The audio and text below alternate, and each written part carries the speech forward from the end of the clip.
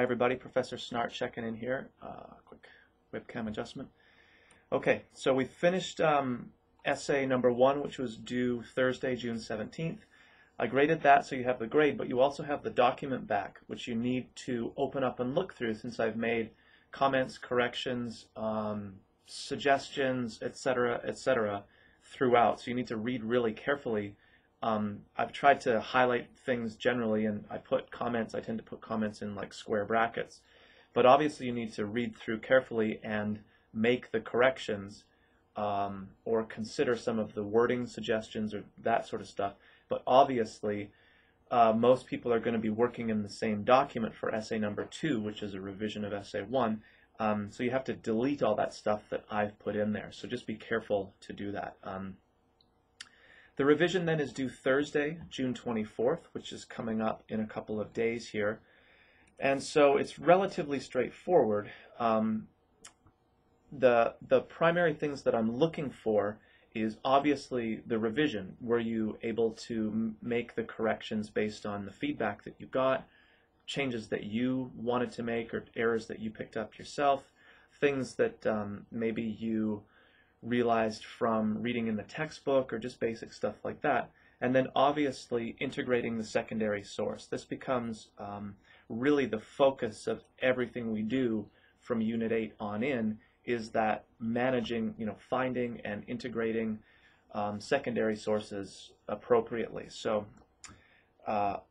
even more than before, what becomes really important is that A, you're finding and using appropriate sources. I'll say more about that in a second. And obviously that your in-text MLA citation is correct, you're introducing sources correctly, whether it's primary text quotation or secondary source, and of course your works cited is correct. So everybody's works cited for the second essay for Unit 8 will have at least 2 entries now, one for the short story that you're discussing and one for the secondary source. For most people that's going to be an article from the database, which again is a kind of source we worked with in previous units, so it's not like this is really new stuff that you're dealing with.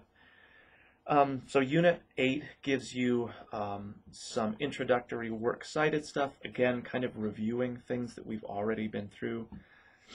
Some readings from the textbook for kind of editing or revision strategies, and then of course guidelines for what kind of source you're looking for. Again, as I've mentioned before and written in the course, your secondary source, let's say you wrote on the short story Boys and Girls, your secondary source is going to be a literary analysis or discussion of that particular short story. So you're not looking for something from your sociology textbook about gender roles or child psychology or child development or father-daughter relationships, or something really broad and outside of the particular short story itself. So you're staying really narrowly focused.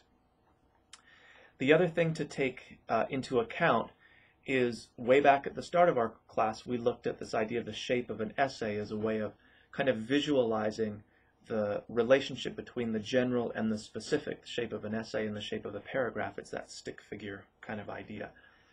And so this is something that, again, I'll be looking for in the revision that presented some problems for people in the first essay, almost like they forgot that we learned that or didn't realize that you need to incorporate that, is you want to start your essay or a paragraph kind of with the idea. So your thesis statement is sort of the general idea for that essay, or the topic sentence is the general idea for that particular body paragraph.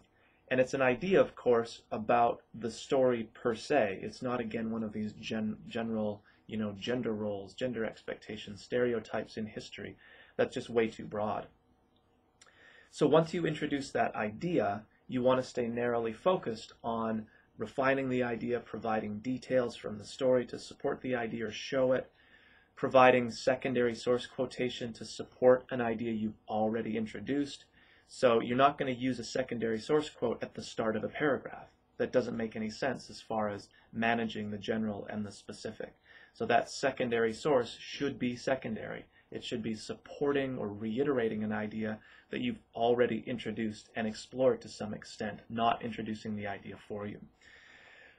So all of this is kind of to say that what you might find is even if you make corrections based on things that I've highlighted, it's still possible for your essay grade to go down from Unit 1 to 2 if you don't manage the source very well, or if it's inappropriate, like the wrong kind of source, if you have MLA, works cited issues still, or in-text citation issues. So all of that is kind of the new stuff that I'm looking for to be correct. So just fixing errors that I've highlighted isn't enough to bump the grade in the positive direction. So you do need to attend to all the things that we're really looking at for Unit 8. Effective revision, of course, but also finding an appropriate source and integrating it effectively in the right places throughout the essay. So some pretty specific things we're looking for, even though this is kind of a rewrite of essay number 1, or a revision of essay number 1. Okay, we're also getting fairly deep into the course now, so after Unit 8 we begin the final essay, which is kind of, we work through a series of steps. But this is the point where if you're still making in-text citation errors, or introducing quotes ineffectively or not at all, or you're having trouble figuring out what kinds of sources are appropriate, how to find them, how to format your works cited, now is the time that you really have to figure that out. And if you have specific questions, by all means, ask me directly. There's also lots of examples in the course and in the various resources that are provided as links through the course. So there's lots of kind of good examples to follow. You just have to find them and then, of course, follow them. So if you have questions, by all means be in touch, but we are sort of at the point in the course where these things need to be coalescing and kind of clicking for you. If you're still having problems and issues, you want to deal with those sooner rather than later. All right, so I'll talk to everybody soon.